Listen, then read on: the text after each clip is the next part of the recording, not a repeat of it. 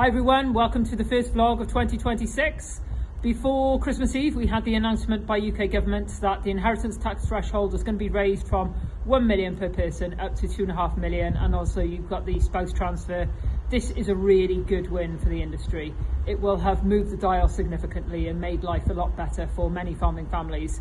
There's still some work to do on this, and we need to make sure it's index linked, but for now, great news. We've also had a number of other meetings this week when they haven't been snowed off.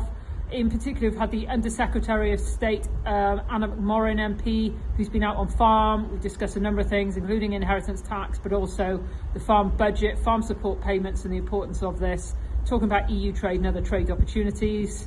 There have been discussions going on this week as well with water quality. We've had conversations around cattle bovine TB vaccinations.